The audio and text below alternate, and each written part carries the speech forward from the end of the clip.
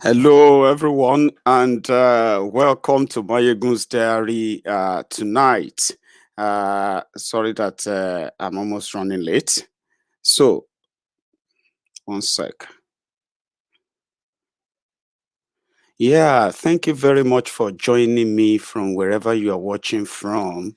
For those of you who have been following this, this historical catch up on Maiyegun's Diary, it's gonna be for a few minutes as well.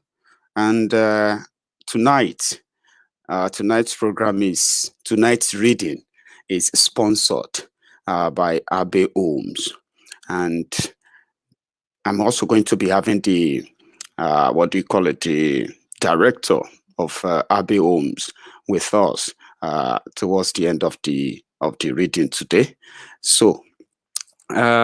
For those of you who are just joining me for the first time, take your time to go and listen, possibly go and watch the part 1 to part 4 of this reading. Okay, so it is sponsored.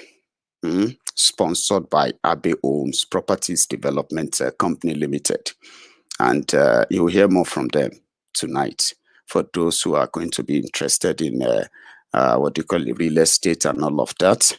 So thank you so much for joining me. We are going to continue tonight from Abiola's story, MKO Abiola, how he got betrayed by his own friends. Sorry about that. So I just want to check something before we continue. All right. For Diaspora Radio, some of you are already seeing this logo behind me. Yeah, something like that is going to come up as a Diaspora Radio official logo. You can still support us. You can still push us to get this done. The link for those who are watching me on YouTube, the link is in the comment section. For those who are watching on Facebook, the link to the GoFundMe is also on the comments. On your screen right now. So let's get started. We don't have much time. The owners of Nigeria. Who are the owners of Nigeria? How much damages have they caused? What have they done to destroy the country they all claim to love? Why is poverty, killings, and all of this are so very much with us, even though they all claim to love that country? Love. In my own, my own understanding of love shows that, you protect what you love. And that's what it is. That is what is expected of those who claim to love Nigeria. And for those didderies who are currently licking their asses, licking their boots, just trying to insatiate themselves into the warm embrace, of their slave masters. They are not aware of the history or their own history. But we will remind them, and we will make sure that those who are going to fall into that same category, that will end up praising their own oppressors, trying to be like their own oppressors. So tonight, as always, we will continue to enlighten them. This beautiful piece was written by Oluseyi Oduyela. I have a good news for you guys, by the way. Mr. Oluseyi Oduyela, now an elderly in his own right, wrote me an email after he was contacted that his work is being looked into by a young man called Maiyegun. Fortunately for us, Mr. Oluseyi Oduyela is a fan of Maiyegun's diary. He is very happy that we are doing this. And he actually told me that he is working on reviewing this history so as to bring it up to date for this new Indomie generation. And according to him, he said, this backwardness, this destruction cannot continue. We must end it. And that is why he gave his 100% support to this. Now, let us continue. For those who have followed us to this point on YouTube, on Facebook, I hope the volume is clear enough for us. I hope you can hear me clearly. Let me check my friends on YouTube and see how we are doing. Thank you very much. I think we are very clear on YouTube as well. Great. Let us continue. The last part that we had on this segment was on MKO Abiola, and that was where we ended it. How MKO Abiola was so quiet throughout the 8 years or more of Ibrahim Badamasi Babangida's criminality. MKO Abiola supported him 100% until he himself became a victim of the same criminal system that made him a billionaire in the first place. This part I am about to read is part 5 of what happened, what led to what, how did we arrive at having the criminals, the soldiers who took over power, took over Nigeria for years, only to take off their khaki, their uniform, and put on agbada to come back to rule Nigeria. Nigeria is going to break up, okay? I don't know how that sounds to you. If it gives you any kind of heartburn or heart attack, you better begin to use anti-heartburn and anti-heart attack prescriptions, maybe, because Nigeria is going to break up. Sooner or sooner, it's going to happen. And the pointers are there. People will begin to ask questions. People will begin to demand answers. You will no longer use grammar to deceive people when the time comes. You will no longer use your abracadabra and use all those political correctness to shut people up. And that is when you will know that wahala is coming. Nigeria is going to break up. And there's nothing you can do about it. There's nothing you will do about it, right? But it will happen. How? We will see. September 20, 2004. This is when this piece was written. This event I am about to read to you happened during the time of Babangida, Abacha, MKO Abiola, June 12. What led to what? How Abiola got arrested, how Abiola got killed, and then what happened after. Why don't let me put you in too much suspense. Late Chief MKO Abiola meant different things to different people. To some, he was a man they hate to love and love to hate. To others, he was a generous man, kind, shrewd businessman. By 1992, he won the hearts of many Nigerians, became their hero and idol. Suddenly, he became a hero of democracy in Nigeria. Many supported him for different reasons. Some as a sign of their appreciation for his generosity. Others because of what they needed from him. Some because of a way to get even with him, a way of paying back.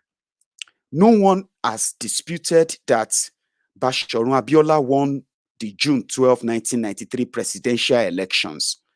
This is a fact, and the election remained the fairest and the freest in the history of Nigeria. Then what happened? Was the election for a wrong candidate at the wrong time, or the wrong candidate at the right time, or a right candidate at the wrong time? It still remains a puzzle to many that a man with so much money and influence could win an election and such election annulled. Not even his friends in the military could stop it. Chief MKO Abiola was not only important in Nigeria, he was around the globe. Even in Uganda, at least, he assisted Museveni to take over power in Uganda. He made his presence felt in all facets of life: business, sport, name it. But along the line, he made more friends as he made more enemies. I still remember what he said when he was honored with the Are Ona Kakanfo title in Oyo by the Alaafin of Oyo, Oba Lamidi Adeyemi. The then governors of Oyo, Ogun, and Ondo were not present, but Babangida sent his representatives. Abiola then referred to these governors as eaglet governors because they ignored his coronation. One of the governors was General Adetunji Oluri, who was in Oyo State then. I will touch on this when I get to Abacha. He lost his mandate, freedom for 4 years, and lastly, his life, all to people he considered as friends. How did this happen? I will be back in a moment. Let us quickly hear from, let's hear quickly from Abe Holmes. This is a short one. It's just a flash.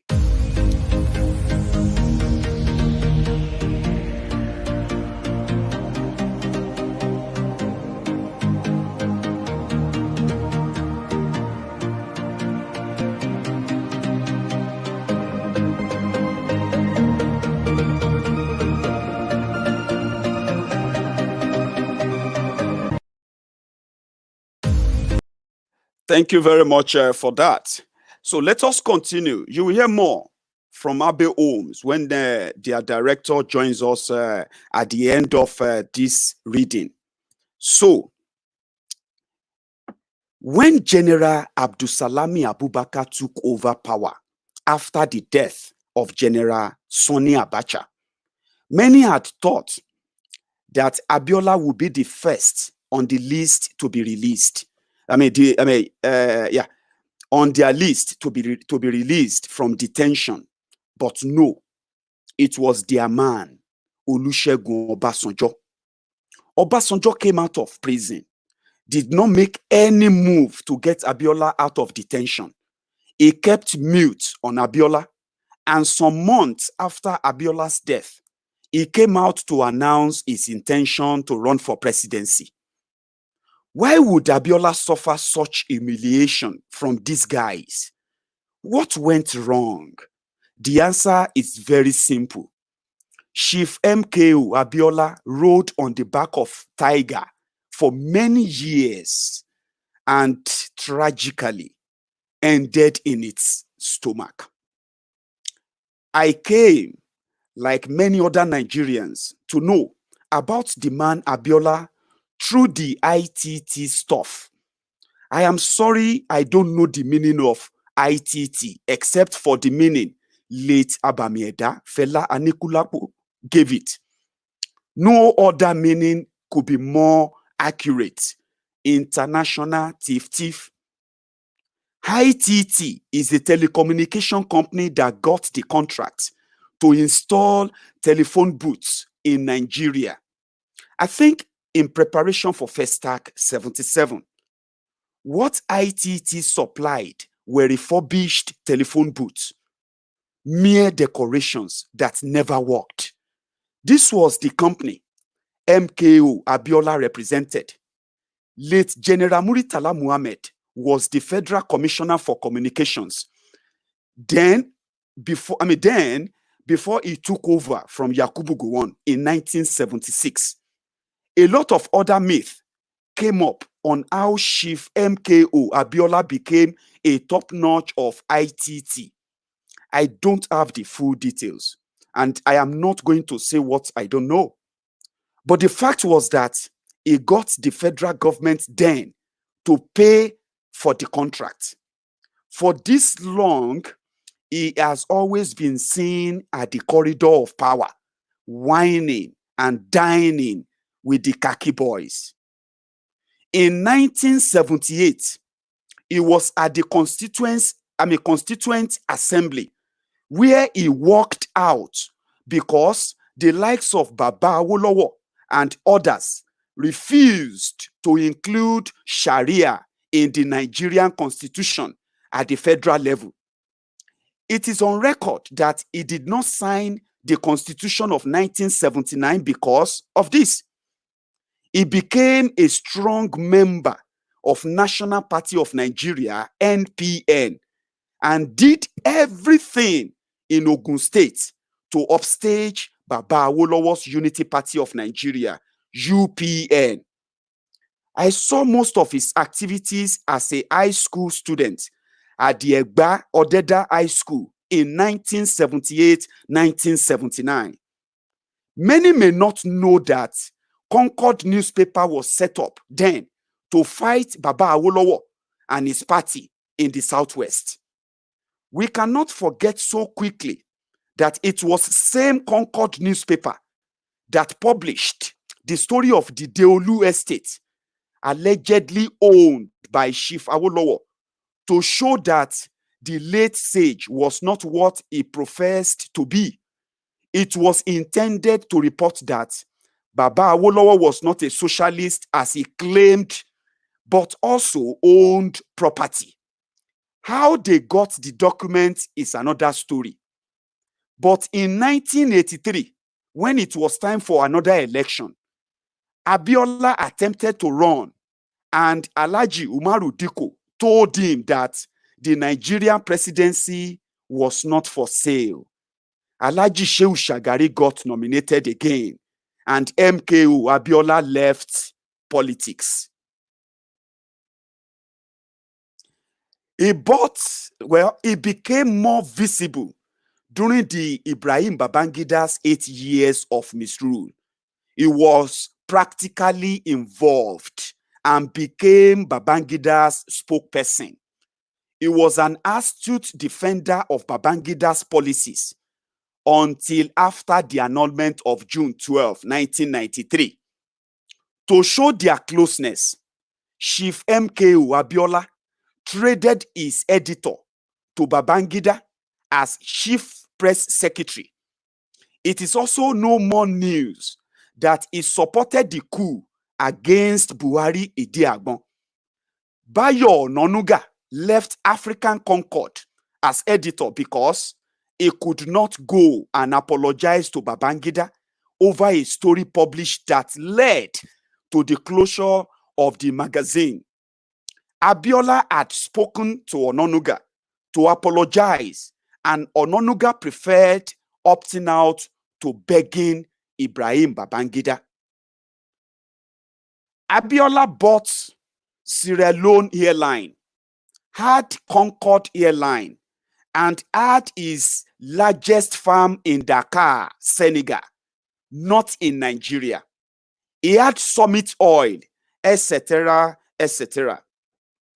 After the annulment of the 1992 presidential primaries of NRC and SDP, Chief MKO Abiola indicated interest in running for presidency after due consultations. But he had Alhaji Babagana Kingibe, former national chairman of the party, and Musa Yaradua to contend with. Yaradua did not contest, but someone was representing his interest. Who was that person? Abubakar Atiku. At the Just Convention of the SDP, Abiola lost the first round to Babagana Kingibe But because Kingibe did not make the simple majority, trio of Kingibe, Abiola, and Atiku had to go for runoff. This was where Yaradua came in. He disappeared, but through his father, he gave Atiku to Abiola to spite Kingibe.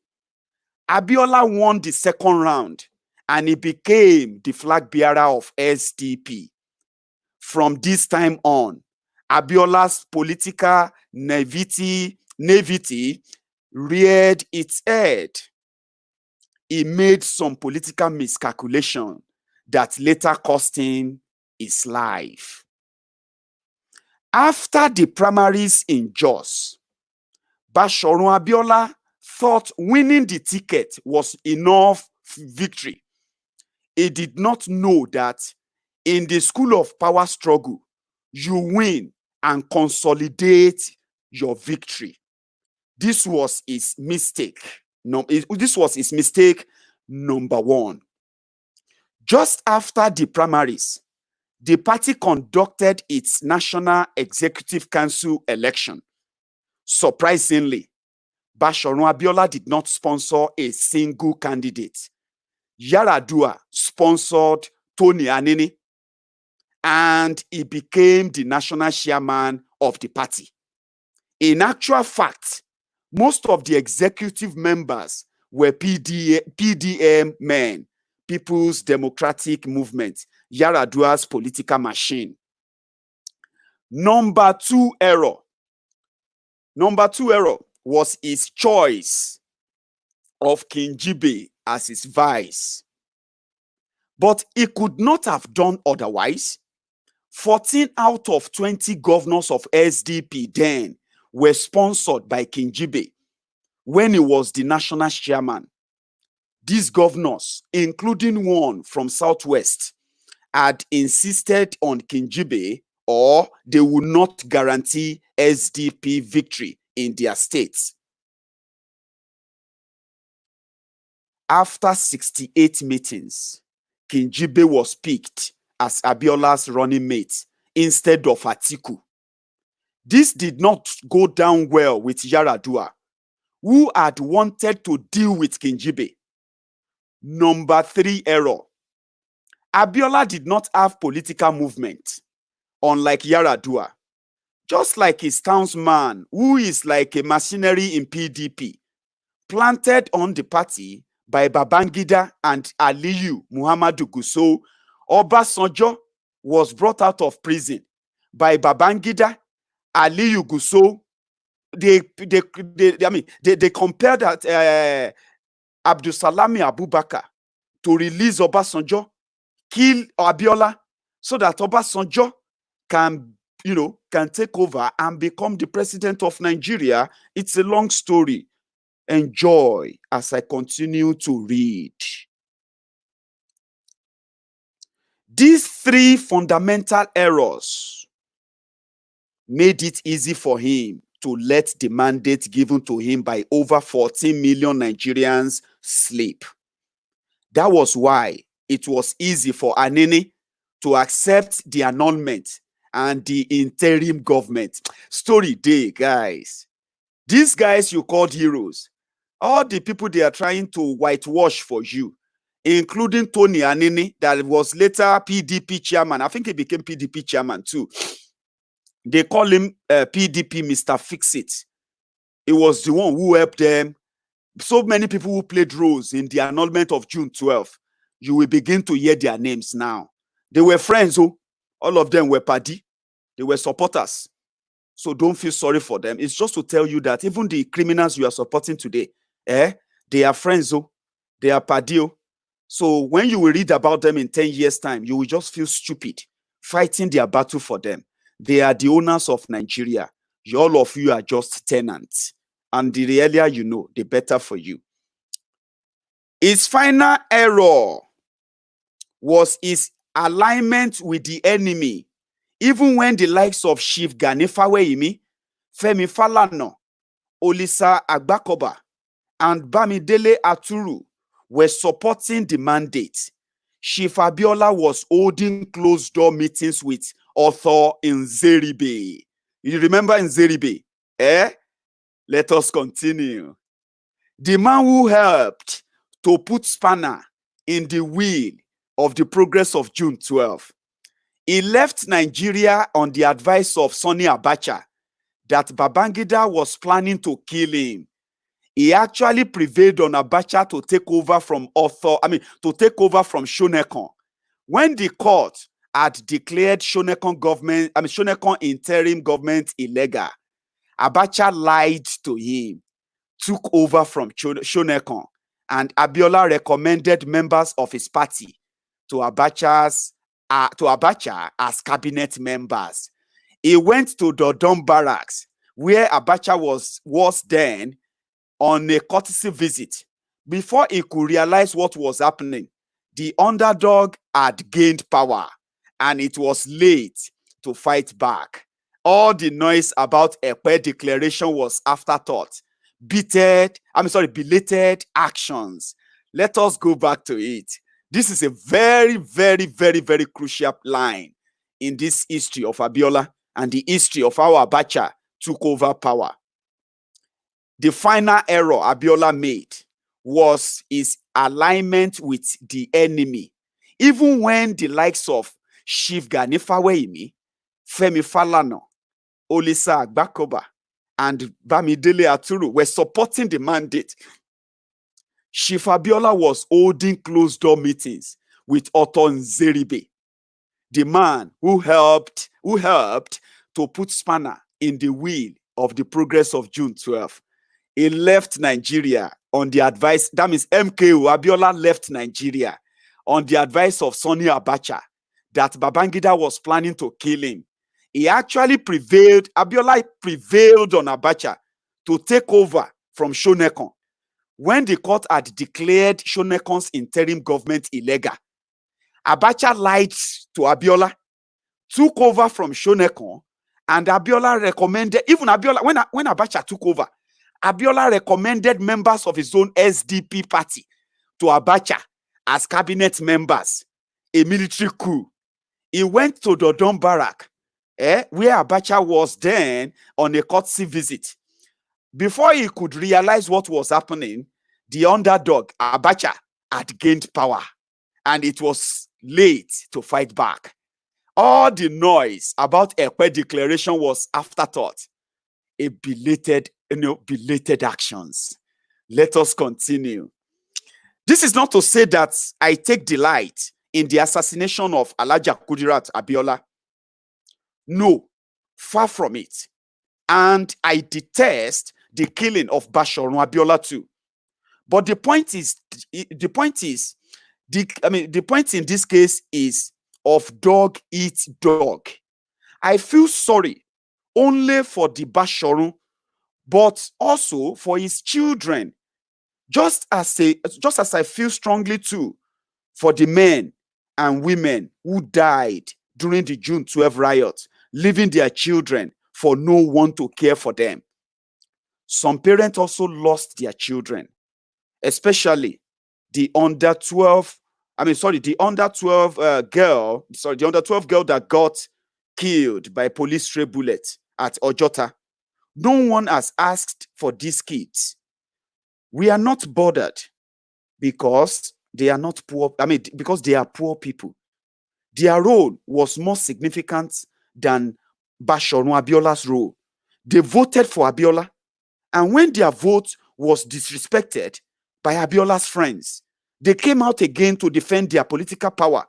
When the man they voted for left them for abroad for fear of being killed by his friends, we see them being butchered on the street of Lagos along Ikorodu Road, and we call them miscreants, area boys.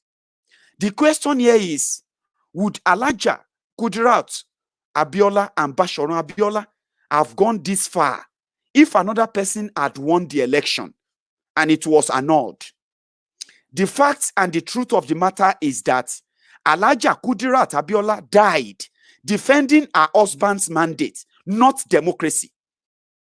She wouldn't have fought same way if Kinjibe or Tofa had had their elections annulled. This is a hard fact and truth. I think the earlier we separate the person of Basharu Abiola from the real issue of June 12th, the better for us. June 12th, to me, is greater than any individual. It does not represent Basharu Abiola. No, it does not. It was a day Nigerians said, Sabena, such a better experience never again. Such a bitter experience never again. Sabena, such a bitter experience never again. But unfortunately, we have not come over it because we still mix sentiment with the truth. We made them heroic fools. This is sad. These are the real heroes and heroines of June 12. They laid their lives for what they believed and fought for their freedom, and ours took their destinies in their hands. Because there was no one to fight for them. What they fought for is not what we have today. They didn't die for this crap called them all crazy. If you want to see Nigeria, if you want to see Nigeria democracy now, you can call it them all crazy. That is what Oluseyi Oduyela call it. It says, what all those people who fought for June 12 died for is not the scrap that you call them all crazy in Nigeria today. Think about that. Not this kleptoma crazy, not this deceit and flagrant disregard for people's dignity, respect, and genuine response to the people's need. During that time, I saw policemen, military men supporting the cause. In fact, some security operatives aided a lot of people to escape. The police and the military also voted on June 12. We all, as a people, voted for a change, not from military to civil rule, but a change from these owners of Nigeria who have held us hostage for long. I think there was a sense in voting Basharu Abiola. It was part of them. And we had expected that he would know how to clear the mess his co-owners left for us. Just like Abamieda's song, we have unknown soldiers, unknown police, unknown students. These people are our unknown heroes and unknown heroines. We allowed the opportunity to sleep because many of us are afraid to die. But we now have many living corpses walking on our streets in Nigeria, graduates without job, some underemployed. I think there is still another chance. I believe that Basharu, though may have atoned for his past mistakes, was part of our problem in Nigeria. He played his part and became born again later. But in the spirit of fairness, we need to touch on this issue we need to touch on this issue because we cannot talk about Babangida, Abacha, and Obasanjo without mentioning Basharu Abiola. The story will be incomplete. It is also sad, too, that Abacha, during Basharu Abiola's incarceration, was able to deal serious blow to his many businesses through the help of an enemy within. This time, it is not Lateef Shofolaon, but one of the Basharun's wives. Throughout the period of the Basharun's incarceration, she was meeting with Abacha. Who was this woman? Did Abacha have an inappropriate relationship with her? I will not mention her name, and we also not answer the second question too. All I will say is that she is among those women snatched by the Basharu. This woman was around on the night of June 7 to the early morning June 8, 1998, when Abacha died. She was lodged in the Nikon Hilton Hotel, Abuja. She escaped Mustafa narrowly that day. With his entire intelligence network, Al Mustafa could not get her. And the Igbo girl, the last girl Abacha slept with before he died, at the Defense Guest House, otherwise known as House Number 7. How? Let's leave that for now. Let's go on to General Sanni Abacha. Who was this man? How did he maneuver himself to the top? What actually happened on January 15, 1995? How many people died in that plane crash? What role did he play in the Johnny Koroma school against Tejan Kaba of Sierra Leone? Was he actually involved in diamond deal in Sierra Leone? What killed him? Hapu. According to one of my very good pen friend, man proposes, God laughs. Now let us go on to Abacha. Before we get on to Abacha, which is going to be the part 6 of this broadcast, I'm going to also show you a bit about Abe Homes, what they are doing in Igbogbo, in Ikorodu. For some of you who are looking into investing in Yoruba land, when we finally have Oduduwa Republic, by the grace of God, by the unity and the understanding of the just, the people who want the right thing to be done. These are the kind of things we should be looking forward to. Innovations and all of that. Watch this for just a minute. And when I get back, we will take on the part 6 of this interesting read today. Thank you so much to all of you. Let's hear this.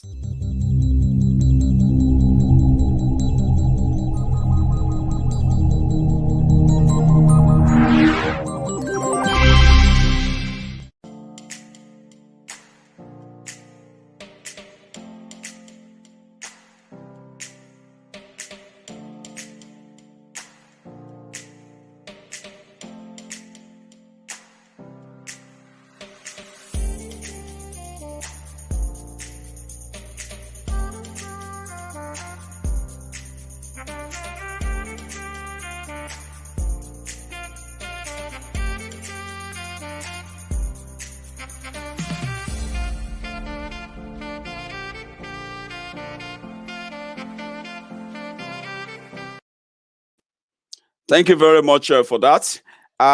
Yes, I just wanted to show you the type of bricks they are using to build their homes right there in Igbogbo, in Ikorodu. Okay, so I'm going to bring him more, on towards the end of the broadcast today, and that is when you can hear from him. And if you want to ask him questions about how to be part of that, of course, you can also do that. But let us continue. Let's go on to part 6. Part 6 of this reading. I'm going to bring that onto your screen now. Very, very interesting. Very, very interesting. Who is Sanni Abacha? You know what? All this event, what I want you to actually pay attention to tonight is this. Yeah, the names and the role played by individuals. I will be mentioning their names. The role they later played in Nigeria's Them All Crazy. The Nigerians democracy, the role these individuals played. It's not about Abacha. It's not about how Abacha did this or that. Just pay attention to some key events and the names. Okay? You are celebrating criminals and they are changing the history for you. Those who brought Nigeria to our knees right now, who are telling you that if you try to change it, then there's going to be war. War with who? Who are you going to fight the war for? For your children, to keep your children in Nigeria, Abi? So you want to fight war for crooks who are benefiting from it. Let us continue. Part 6 of this reading. Sanni Abacha. The event before and after the 1983 re-election of Alhaji Shehu Shagari was a very turbulent one. The ruling NPN did everything to capture the UPN-controlled states. Oyo, remember, UPN is Awolowo's party. For those of you Yorubas, watching me right now, I hope you now know the role everyone plays in this Nigeria democracy we have today, Abi. Now let's go back to 1983 when Awolowo's party was controlling Oyo, Ogun, Ondo, and Lagos State. Now let's go back. The event before and after the 1983 re-election of Alhaji Shehu Shagari was a very turbulent one. The ruling NPN did everything to capture the UPN control states, Oyo, Ogun, Ondo, and Lagos. It was a lost battle in Lagos as the then action governor, Alhaji Lateef Jakonde, could not be displaced by the NPN. In Oyo State, late Chief Ajibola Ige lost to Dr. Victor Olunloyo. There were allegations of rigging, especially at Modakeke, where votes counted were more than registered voters. The Oyo State election was preceded by violence. Alhaji Busari Adelakun Eruobodo switched from UPN to NPN. Late Chief Sunday Afolabi and Bola Ige's deputy left NPN. Though I was young then, I was 17. Though could not vote, but watched the political scene then with keen interest. It was an era of Ovie Whiskey and Ovie Liman. Ovie Whiskey and Ovie Liman. In Oyo State, after the victory of Olunloyo, it was difficult for Ijebus to live in Ibadan. A lot of them in Okeado, Okebola had to flee. Many of them who went back to their hometown never returned to Ibadan. The mobile police were used to hunt the Ijebus. Whether this was an agenda of a group of people, I cannot say. In Ondo State, Akinyomo Boriowo, Chief Adekunle Ajasin's deputy decamped to NPN.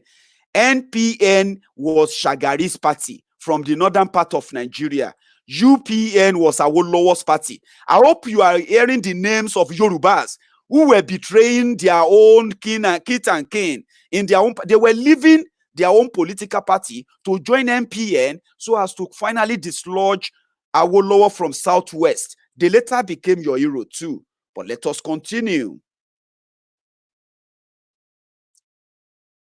In Ondo State, Akinyomo Boriowo, Chief Adekunle Ajasin's deputy decamped to NPN, contested for the Ondo State House and was declared winner, but the person who declared Omo Boriowo winner of the election did not come out of the studio alive. The violence was more pronounced in Ondo. Many notable personalities lost their lives and property. The Fagbamigbe's and some others lost their lives. It was a repeat of the Wetie era. While the people fought for Pa Ajasin, he went to court and won back his mandate. On 31st of December 1983, Nigerians woke up to hear the martial song and the usual fellow Nigerians, a dark, good man in his army uniform announced that the military has taken over power from the civilian government of Alhaji Shehu Shagari. Though we started austerity measure under Shagari's government, but I remember then as a student at the Ibadan Grammar School that we buy comic magazine from abroad and exchange $1 for 53 kobo. Yes, it was getting bad economically. Nigerians seemed to have needed a change then. They called for a change. It was a time when Alhaji Arishekola and Umaru Diko said Nigerians have not seen anything yet, that they are not hungry since they have not been eating from the dustbin. The change of baton from one oligarchic ruler to another affected a lot of things. At least it affected the party at Chief Adisa Meredith Akinloye, the then national chairman of NPN, who had over 9 cows tied, waiting to be slaughtered in front of his house in Ibadan. Umaru Diko, Joseph Wires, Senate President, and a host of others escaped. Many politicians were arrested and detained. The man in dark gogu who announced the coup was late General Sanni Abacha. It was Brigadier Sanni Abacha. He later became the general officer commanding the 2nd Mechanized Division Ibadan. This was his first contact with the public. After the ouster of Buhari Idi Agbon, Abacha became the chief of army staff, while Ebitu Ukiwe became the chief of general staff. A new office created by Babangida, the chief of general staff played less role than the chief of staff, Supreme Headquarters, a position the late Idi Agbon held under Buhari. Ukiwe's position was political and administrative. Babangida was fully in charge. Ukiwe did not find it easy holding that position, and the problem of interpretation of duty and office came up. As far as Abacha was concerned, Ukiwe could not be second in command to Babangida. This was because Ukiwe was a commodore and Abacha and Ikomu, who was the chief of naval staff, then were major general and rear admiral. But the truth is that for the Civil War, Ukiwe would not still be a commodore at that time. Nobody heard Abacha talked, but Ukiwe was asked to leave for Abacha and Ikomu. And Ikomu took that position. Ukiwe was a non-conformist, outspoken and vibrant. It was too much for the like of Abacha and their plan. Ikomu, on the other hand, is a yes man. All he needs is an opportunity to make money. The conformist to the core. He was in office throughout with Babangida, and his slogan throughout that time was, "My boss is always right." Sanni Abacha took a lot of people by surprise. Not many people think he could do what he did between 1993 and 1998. Though some of what they ascribed to him were done by his boys using his names for security reasons. He eventually became their prisoner. As chief of army staff, Abacha with Babangida had the agenda of disarming the southern Nigeria. Listen to this, listen to this very, very well. Some of you mumus who are now coming back to tell us that Abacha era was good and better than today, because you are programmed to be like that. You've never had anything good from all those criminals, the owners of Nigeria. Now, listen to this. Babangida and Abacha, their agenda. As chief of army staff, that is why they put Abacha in Southwest at the time, 2nd Mechanized Division, GOC, 2nd Mechanized Division in Ibadan. Abacha's purpose in Yoruba land and Southwest and Southern Nigeria at that time was to disarm the Southerners, so that you will never have any reason to try to want to either say you want to leave or you want to take over power or anyhow. It was their plan. But Abacha, Babangida, they are now heroes to many dumb-bed fake politicians you are calling your leaders today. They are giving you different birthday greetings to Babangida every now and then. They call him evil genius. Now Shango will kill all of you mad people. People will know the truth, and eventually they will ask you to answer for all the atrocities you have committed. Let's go back onto it. As chief of army staff, Abacha with Babangida had the agenda of disarming the southern Nigeria. This, according to the planners of the April 20, 1990 revolution, caused their action.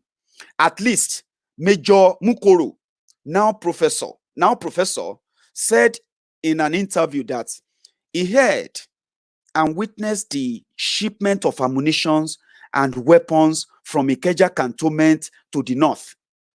During this time, there was movement of military hardware from the south to undisclosed locations at night. There was an unwritten and unconfirmed agreement between the two that Abacha will take over 5 years after Babangida's rule. So in 1990, Abacha had expected to succeed Babangida, but it did not happen. He had all the opportunity in the world to do this during the April 20, 1990 revolution, but he did not. Not much was known about this man until 1993 when he drove Ernest Shonekan out of Abuja. That did not even show anything. That did not even show anything until 1994. Who is Sanni Abacha? What manner of a man was he? That he took everybody by surprise is a fact. Nobody gave him any chance. We thought it was going to be a walkover, but he proved us wrong. Sometimes ago, Brigadier General Adetunji Olurin said in an interview with this day newspaper of what made him to distance himself from Abacha. During Abacha's regime, Olurin's unit, I cannot recollect the location, Olurin's unit was to host a conference of the Nigerian army. He called Babangida to know his choice of roommates for the conference lodging. He asked if he could pair him with Abacha. According to Olurin, Babangida did not mind being paired with anybody, but advised Olurin not to pair Abacha, but give him a room to himself, because Abacha does not forget nor forgive. The second instance was event after the 1990 coup. Abacha was complaining to Olurin over insinuations by the head of the CNS church, Baba Aladura Otubu. Olurin advised Abacha to call Otubu since he is Abacha's friend. Abacha's response shocked Olurin. According to Olurin, Abacha said he does not have any friend because it is a sign of weakness to have friends. Olurin said he could not sleep throughout that night. Abacha never pretended to be brilliant or intelligent. According to reports, he was recommended for retirement, but Obasanjo removed his name from the list. He was not a man of many words. He does not like to talk. He exhibited all this, even when he read speeches. I have watched Abacha and listened to him many times during the national broadcast, skipping lines in the address when he could not pronounce the words. It was from Abacha's regime that finance minister took up the duty of reading the budget. The man does not just have the time for that. He hates long sentences. Everything about him is short and precise. To see him as a military administrator, you have to wait for as long as 10 days in Abuja. There was a story of a military administrator of one of the northern states who went to see him. Excuse me. The man waited for more than 7 days. And when he eventually got to see Abacha and told him how long he had been waiting, Abacha just told him to go if he thought he could not wait that long. Abacha also hated seeing figures. If you want him to approve anything, don't write too much notes. He won't read. What he does most of the time is to go to the total and see how much you are asking for. After the announcement of the first result of the June 12, 1993 presidential elections, crisis erupted in Aso Rock. We were told that the armed forces was against Abiola, but the result of the election showed that the military in the various barracks voted for Abiola. he won in the barracks too. And then, who are these armed forces men against Abiola? Though Babangida never answered the question, but Colonel Abubakar Umar gave an insight in one of his press interviews to Tell magazine when Dia rode on, when he and Dia, or let me say, when he said Dia rode on Tiger's back and end in his belly. Who did he say killed June 12? How? I think I need some drink, and I will be back just in a moment. Until then, just listen to this.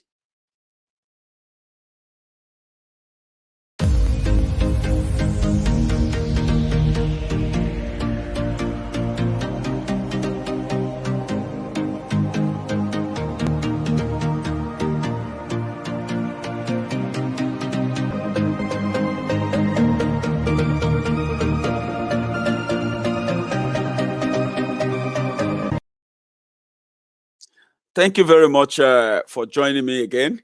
I just need that drink break.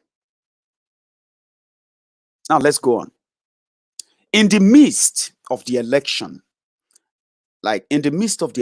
annulment crisis, Abacha invited young officers close to General Babangida, namely Colonel Abubakar Umar, Colonel Lawan Gwadabe, and other vocal officers that Babangida may not want to hand over power to Abiola.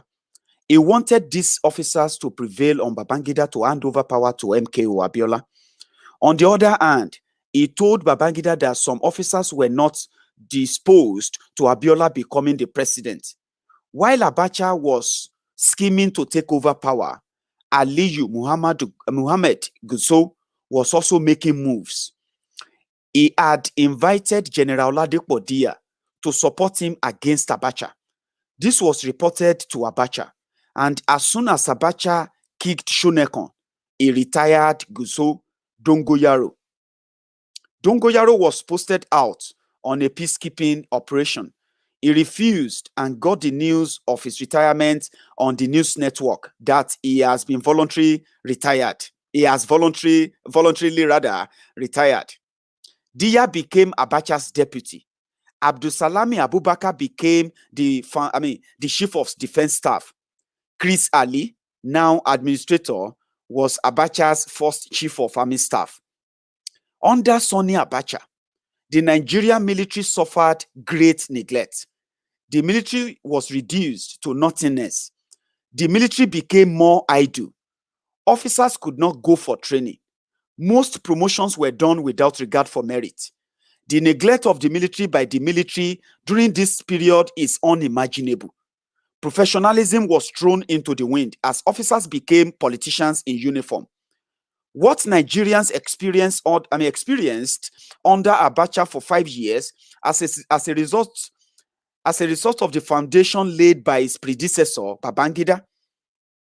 The period between 1993 and 1998 was adjudged the darkest period in Nigeria history.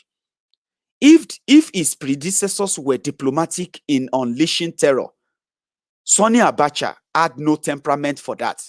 He ruled Nigeria with iron hands, relying on his street wisdom with the able assistance of Major Hamza Al-Mustafa and Brigadier General Sabo.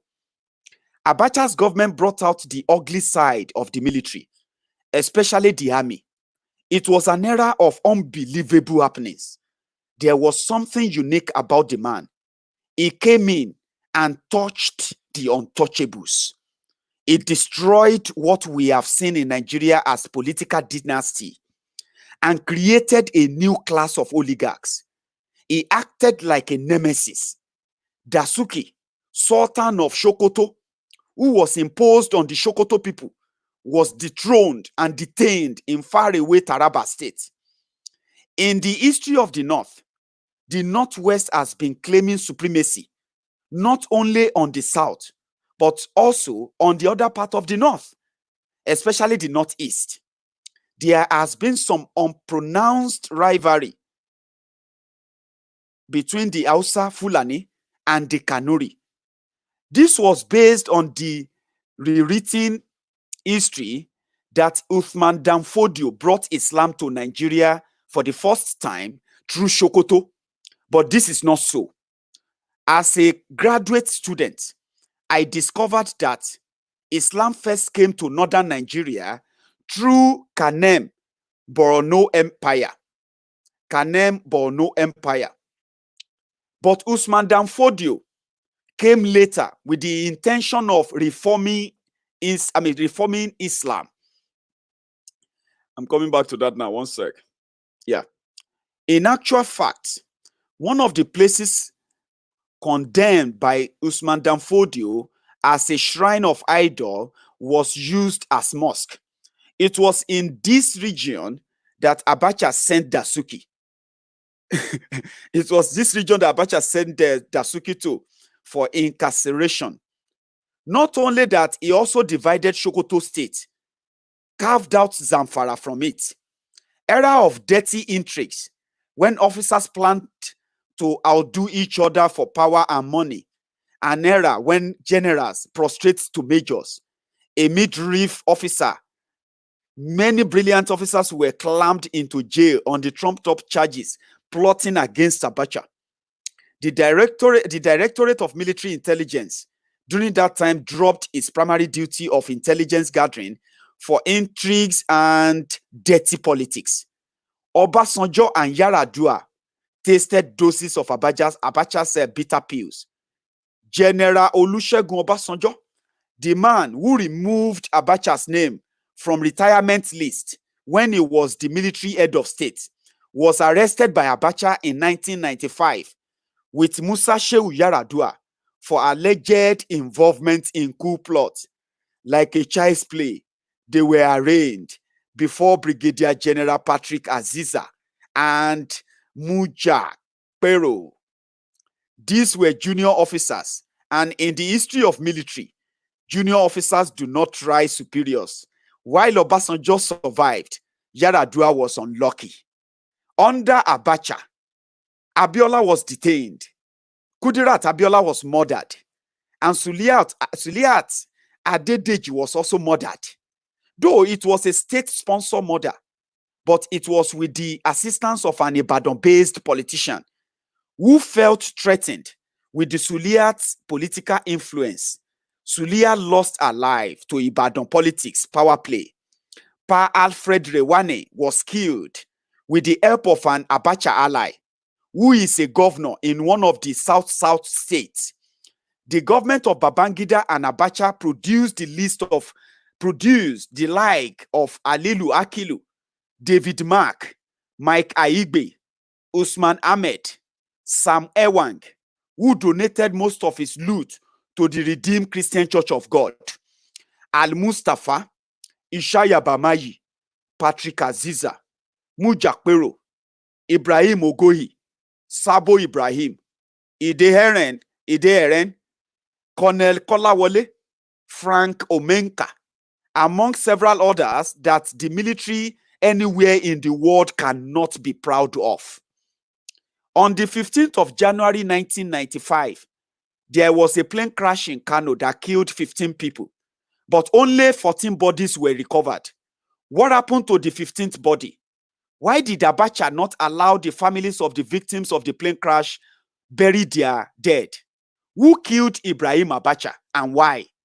How was Fode Sankos of Sierra Leone arrested in Nigeria? With the Nigerian military guiding the state house in Freetown, fully armed, Johnny Koroma gained access, toppled Tajankaba. How did this happen?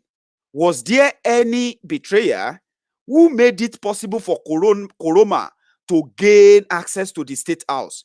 What was the motive? Who is Abubakar Atiku Bagudu? Hi, this will be the next chapter that I'm going to read to you, maybe tomorrow evening, okay? Who is Abubakar Atiku Bagudu? Abubakar Atiku Bagudu is today's Kebbi State governor in Nigeria. He is the APC governor of Kebbi State in Nigeria in this 2020, right? He is the guy that is now going to collect about 100 million, $110 million dollars from the return the Abacha loot. We get talk. Let me bring in Mr. Abe from the Abe Homes. For those of you, my friends, who are interested in, who want to know what is about this real estate, new real estate springing up in Igbogbo Ikorodu. I am not a real estate person. And this is the moment, the next 10, 15 minutes, I'm going to be listening to my guest, who is also a member of Maiyegun's Diary, by the way, a very, very good follower too. So let us go on and listen to Mr. Abe right now. He's joining me right now from his base in Canada. We have heard about Abe Homes. Welcome to Maiyegun's Diary, sir. Yeah. Can you hear me? Yes, I can hear you loud and clear. Fantastic. So it's a pleasure having you. I have been struggling to explain Abe Homes and the idea behind it. I'm fascinated, by the way, the fact that we are now going greener and greener. That's the future. We can have an estate. I mean, I can have a property in Nigeria right now where all I need is just talk to the genuine people like yourself who can save me the stress of all this Omonile and all of that. What is going on with Abe Homes and what is going on in Igbogbo Ikorodu? And who are you, by the way? So go on. You have the floor, sir. I will start by saying thank you very much, Maiyegun General. You've been doing a very fantastic job for Nigerians and Nigerians in the diaspora. We are your great followers and we love everything you've been doing. Thank you, sir. I am simply Abiola Akinyemi. I'm based in Calgary, Canada, and I'm actually a believer of the Nigerian state and also a staunch Yoruba and Ijebu boy, just like Maiyegun. So now coming to the real business of Abe Homes, basically we were motivated as a company based on our local challenges back home in Nigeria, which we all know actually spans towards lack of stable or consistent electricity supply to our homes. As a country, we've struggled for over 60 years to actually be able to have this happen. And these are the things that we take for granted in the diasporas that we all live. So we felt we should be able to bring in a renewable kind of energy source into our homes and save us the trouble of screaming and shouting up NEPA every now and then and struggle of powering generator, which obviously causes noise pollution, health hazard from the fumes and the rest of it. And that's just one of our motivation. The other motivation is also the issue of global warming, which you all know is a major concern around the world.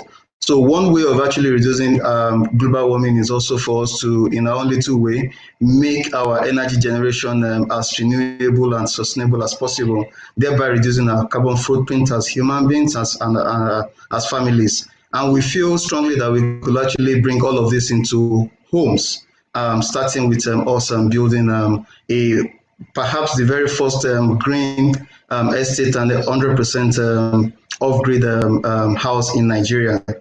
And that's actually our motivation. The other motivation also is the huge gap between the rich and the poor, or the have and the have-nots, or perhaps should I say the upper class and the lower class. It looks like the middle class doesn't even exist. So we're trying to see a way of actually trying to slow down the curve on the gap between the housing gap. You know, one thing is this, right? Nigerians we are so used to building our own homes. You know what I mean? We'll go out there, buy land, then begin, drum the plan, and then we begin the construction just how but people run into a lot of problem. Then lately, let me say early in this should I say, let's say 10 years ago, let me use that word because I don't want to go too far. I'm not really so deep. But I would say we began seeing estate here and there. And at the same time, we have also been seeing people who have also sort of fell victim of arrangement like this, where people say, don't worry about any documentation or any illegality or any Omonile Wala and the rest of that. We will build it for you from scratch. All you need to do is just pack in. Most people don't pack in. And I've had people who are asking me, and I said, listen, you will tell us if it's actually, it's actually much more, how do I put this? Much more like easier this time, right? For person to actually take up a property with you in a way, yeah, without having to worry about these other scams we are seeing around now. People are actually sending me messages about that, and I'm actually struggling now to put that to you right now to say, what are the steps to actually get on with Abe Homes? Let me put it that way. So basically, this is our approach. Our approach is basically to try and implement a kind of apart from being 100% green apartment or estate, we're also trying to install most of the electrical appliances and also all the lighting systems so that they are such energy conserving and energy saving system, which can actually conform with the renewable energy sources that we are trying to install in our homes. Basically, sorry, I'm sorry to cut you again, right? You are in Igbogbo. Yeah.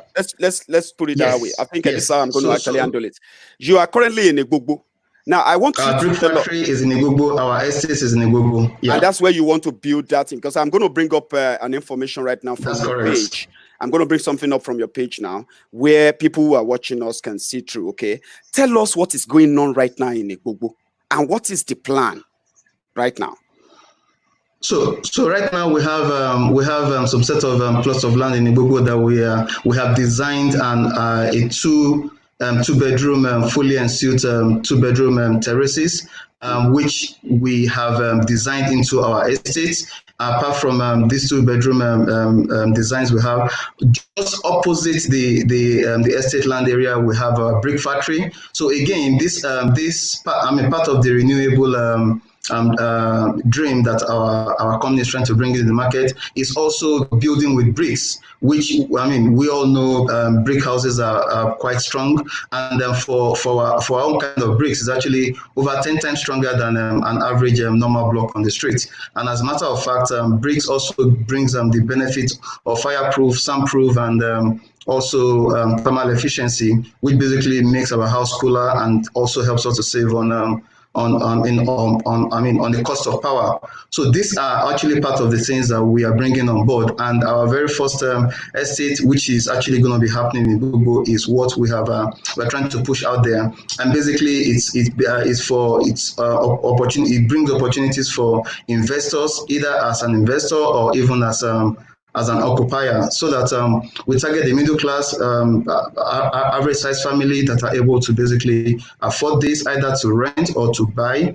You have to buy, it has to be on instrumental basis of it's just going to cost 30 million naira, and it takes away all the worries of That's the one I'm actually coming to. Yeah, that's what I'm coming to. The money part of it. Because if I'm gonna pay 30 million, I'm going to agree to an instrumental payment on a property, like I want to talk to you right now about it, right? So I want to have something at hand. What do you give? For instance, let's say 30 million. I'm taking a 30 million house. What do I get for that? And how soon do I begin to know that yes, I have a property there, with you? Okay, so basically the 30 million that we have placed, 5 million, the 30 million price tag we placed on our two-bedroom fully or 100% off-grid apartment that we are building in Google currently would entail the installation of all lighting systems. It's going to be 100% off-grid, meaning we're not connected to NEPA at all, and we're also not going to be connected, allowing generators to be powered in the estate. So apart from that, we'll also be installing most electrical appliances, like the lighting systems, like refrigerator, cooking gas, even up to installing the cooking gas and the cylinder, so that we avert any room for fire hazard. We'll also be installing a gas leakage system that will just sound like an alarm.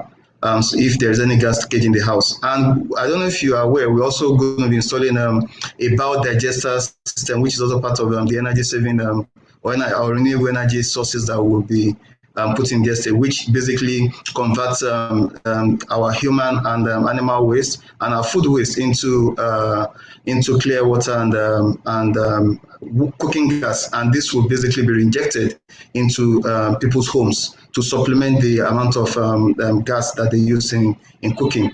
So apart from this, also we'll be installing washing machine, low wattage iron, low wattage boiler, boiling kettle, and even the water heater in the house is actually going to be solar powered, and you can actually see that on the roof tops of our designs. If you look at the animation again, all of these are going to be included in the 30 million. And apart from that, we also have amenities within the estate, such as swimming pool, ball courts, children playground, even a gym facility and a grocery store will also be installed in the estate. And we're going to be the estate is going to be secure with 247 security and CCTV camera. So basically, you have nothing to worry about. The way we've designed the estate is just that you just pay and then just move in with your clothing, your furniture, and your cooking utensils. Every other thing is going to be fully installed for you, so you have absolutely nothing to worry about. And we're also going to be providing a 4 installment payment of 6 million, 7.5 million every 6 months, and the duration of the construction is just going to be in 2 years. So in 2 years, we'll have your house delivered to you. And so what are you going to give to me? Let's say I want to. I am interested now. Let's say I'm interested now, and I want to talk to you about it. And I'm like, okay, if I'm going to be paying 6 million every 6 months, what are you going to give to me?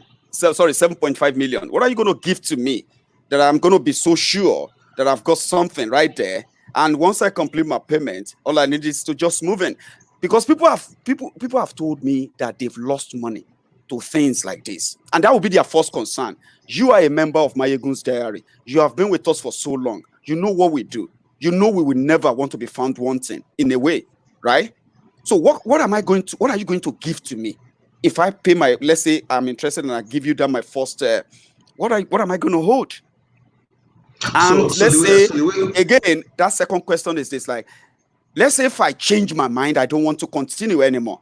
What is the condition of backing out? If I don't want to pay the rest and I'm like, okay, I don't want to do it anymore, what is the guarantee that I can get my money back? These two questions are very vital, because these are the very vital questions. These are questions that people ask themselves. Am I going to lose my money? What am I going to hold? No. And all of that. Please go on. Yeah, go on. So definitely, as a company, you have nothing to worry about. You're not going to lose your money. So we have legal documents which is being designed by our team of lawyers, which will be handed over to whoever comes in as subscribers. With the 7.5 million naira as a first subscription fee, with the expectation of paying the subsequent one every 6 months till for the period of 2 years of the construction. So we will be giving you a deed of assignment, and also we're giving you, obviously we're going to be giving you a receipt anyway. That's a receipt of payment to say we have received your first installment, and then you have like a subscription form filled out with all your details and information, and that basically will be kept on file. You have your receipt. You have at the end of the construction, you have your deed of assignment, which is going to be issued to you as to actually give you a value on the property that you actually pay for. And one other thing you'll be receiving is a survey plan. A certified survey plan to actually allocate that block to you. And also, this is actually going to be coming because they fall under legal fees. So they're going to be like 5% extra legal fees, and that legal fees actually gives you all of this. And by the way, let me quickly say that this landed property we're using for the estate is actually CFO covered.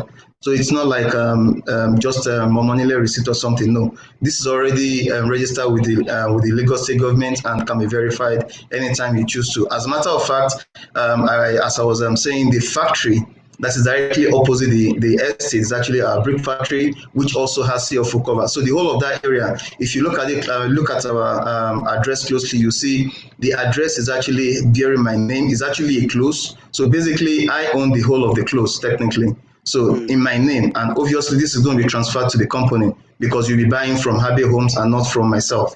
So, Right. but all of this is well covered under and I guaranteed. know. And if for whatever reason, Yeah. if for whatever reason you pay the initial installment and you are not able to continue, you definitely will be losing 5% of that payment, which is normal as for Administrative fee. administrative fees. Yeah, that's right. Yeah. So, however, if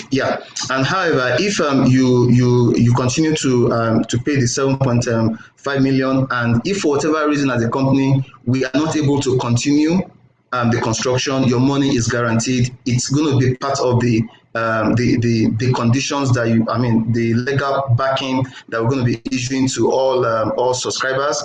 It's going to be written in black and white that your money will be refunded to you. So your money is secured, basically. Thank you so much. I'm going to actually end it now. It's a pleasure hearing from you, and I hope I will hear more from you. And thank you for sponsoring this program tonight. It's one of those. You made it happen. I would have probably shifted it, to be sincere. So thank you. We made it happen. And if I have more inquiries from people, I'll pass them on to you. And I always advise, right? We are all matured people. If your business is not so clear to you, ask questions. No one is asking you to pay anybody any money, okay? Mr. Abe happens to be a follower of Maiyegun's diary, a gentleman who is running his own business. And when I saw what he's doing, and I saw what it looks like and how it's going to be in that area, in that axis, it looks more or less like I'm going to feel at home, because Ijebu to that place won't be that far. So I might be buying one too. But until then, thank you so much for joining me. What would you say should be your own takeaway from this conversation to your would-be patronizers, customers today? What would it be your takeaway call? Words. One quick thing I would say is that just for you to be sure of what you are buying into, we are currently building a prototype, which is just one of such apartments, and we are planning to build that up to a show home level. Everything installed I'm sorry to cut you there again. I think I even have one video of the site. Do you mind I play that quickly before you go? Because I wanted to, I forgot. I saw guys walking on site. The whole place is like they are molding those bricks, those strong bricks. You shared the video with us earlier. Let's take a look at those boys quickly before we go.